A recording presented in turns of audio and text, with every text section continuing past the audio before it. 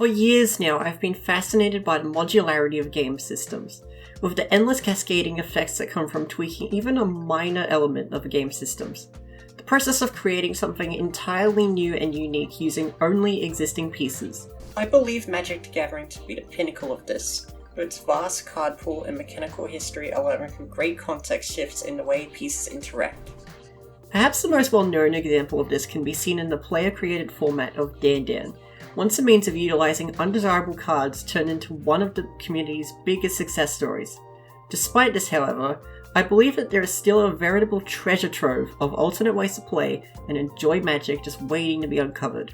The following rule sets can be utilised in a myriad of ways, be it cube draft or just a way to simply spice up the Commander game. Partially inspired by Grand Archive, this rule set functions almost exactly the same as a normal game of Magic the Gathering with one exception. Once per turn, each player may cast a card from their hand by exiling cards from their hand equal to its mana cost divided by 2, rounded up. Meaning that if you wanted to cast a 2-drop, you'd have to exile 1 card, and if you wanted to cast a 3-drop, you'd have to exile 2 cards, and so on. Cards exiled this way can then be played by an opponent while they stay exiled, and mana of any colour can be spent to cast them. Similarly to cards like Force of Will, this rule set presents players with a myriad of decisions surrounding what cards they pitch in exchange for short-term advantage, whilst giving their opponent long-term card advantage. This rule set does have a very high potential to lead to broken games, so I would recommend adjusting it as you go. That said, a broken game isn't necessarily an unfun one.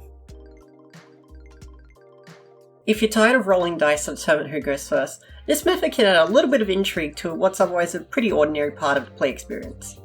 Before shuffling, select a card from your deck and present it face down to your opponent. Then, ask them whether or not the card is a land or non-land. If they guess correctly, they get to choose whether or not they go first. Now, calling a Boolean value to determine turn order is nothing new.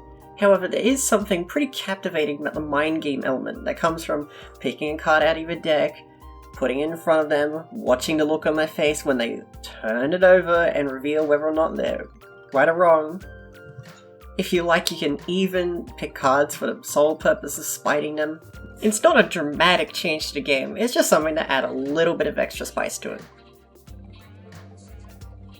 Similar to, but not to be confused with, the conspiracies from Take the Crown, this rules modification offers a way to add another element to an existing dynamic. The rules are simple. Before the game starts or the draft begins, create a series of hidden agendas which describe alternate win conditions the player can take to win a game. These agendas are then distributed amongst the playgroup, and the game is played mostly as normal with the first player to meet their condition winning the game, or alternatively, killing your opponents the old-fashioned way. You can choose to have the agendas face up or face down depending on how duplicitous you and your friends are feeling. What each agenda's win conditions are is ultimately up to the group, and they're extremely malleable to fit different playstyles. They can range from ordinary difficult game actions to silly conditions of board state. I would recommend creating a wide variety of conditions such that each player is likely to be vying for different win conditions rather than all of them attempting to do the same thing. While this does work alright in Commander where you already have the deck set up, this rule set really excels in Q, as drafters are not locked into a deck and can adapt to their win condition during the drafting process, adding an extra layer of depth as players are encouraged not only to build a powerful deck, but also to prioritize cards that help advance their hidden agenda. This last one is a little different as it's part solitaire format, part writing prompt. Take 2 random cards, whether from your collection or using the random button on Scryfall, and try to justify how the flavour meets the mechanics of what it is they do. This can be in combat, such as a 9/7 Sproutback Trudge easily be able to overwhelm a 2/1 first striking gang of Elvish Archers, or more of a narrative type thing, where the vengeful townfolk gang together to find that scoundrel has been stealing their eggs. Mainly just to try and reevaluate the way you view these cards more than just game pieces, but as pieces of art.